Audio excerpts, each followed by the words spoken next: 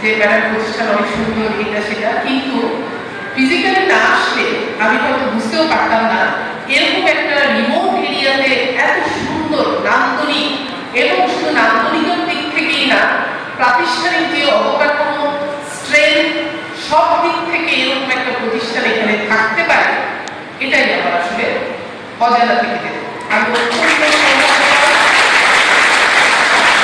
যে আমি আসতে পেরেছি এখানে এই প্রতিষ্ঠানের, এই যে তোমরা আজকে যারা এই প্রতিষ্ঠানের সাথে সংযুক্ত হলে তাদের সাথে আমিও যুক্ত হতে পেরে নিজেকে ধন্যবাদ।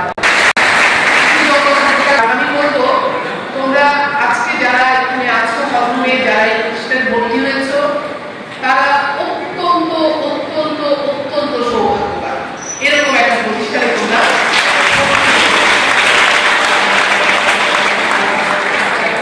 আমার শিক্ষা বোর্ডের চেয়ারম্যান নোয়াখালী অঞ্চলের মানুষ, আমার যে রেজাল্ট, সেই রেজাল্টে সবচেয়ে বিপর্যয় করেছে নোয়াখালী জেলা, এবং সেইখান থেকে আমি এই বিদ্যাপীঠের যে ফলাফল দেখলাম 96+% স্টুডেন্ট এখান থেকে পাস করেছে।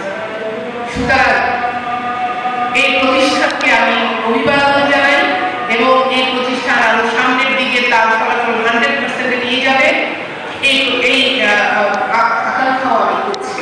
তোমরা যারা এখানে ভর্তি হয়েছ, আমি একটু আগেই বললাম তোমরা ভাগ্যবান, তবে তোমরা যে সুযোগটা পেয়েছো, হয়তো অনেকে আছে যে এই সুযোগটা পায়নি, ভর্তি হওয়ার সুযোগটা পায়নি, এই সুযোগটা পেয়েছো যারা, তারা সুযোগটাকে 100% কাজে লাগাবে। এটা আমি একটা আনন্দ বেশি আছে, কিন্তু এটা পড়ে দিচ্ছি এমন একটা পর্যায়ে হয়ে গেছে আমার, যেটা পড়ানো ছাড়া কোনো গতি ছিল না। আমাকে ডাক্তার দুইটা সিস্টেম আছে, একটা হলো জেনারেল ট্রিটমেন্ট। জেনারেল ট্রিটমেন্ট করলে যদি আমি দীর্ঘাল এটা বলা দিতে পারি 10 to 12 years বাঁচতে পারবো।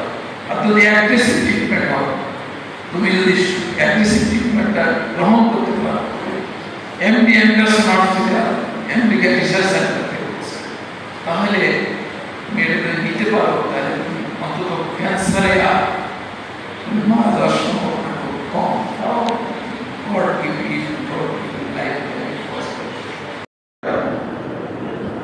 এমন একটি প্রত্যাশা নেই এই প্রতিষ্ঠানের জন্য। আজকে যাদেরকে আমরা বরণ করে নিচ্ছি, যারা আজকে নবীন, হয়তো আগামী দিনে আবার তারাই প্রবীণ হবে। তোমরা যে প্রত্যাশা নিয়ে এই প্রতিষ্ঠানে ভর্তি হয়েছ, আমি আশা করব তোমাদের সেই প্রত্যাশা পূরণ হবে। তোমাদের যারা অগ্রজ, যারা এখান থেকে ইন্টারমিডিয়েট পাশে করে বিভিন্ন বিশ্ববিদ্যালয়, সরকারি বিশ্ববিদ্যালয় সহ প্রকৌশল এবং মেডিকেল কলেজ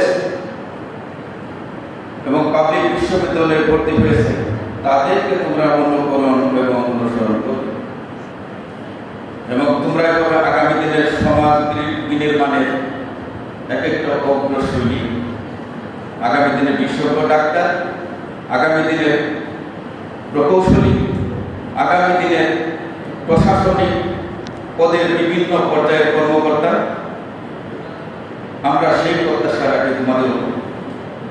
এবং তার জন্য তোমাদের যেটা করতে হবে, পরিশ্রমী হতে হবে, অধ্যবসায়ী হতে হবে, সৎ চরিত্রবান হতে হবে।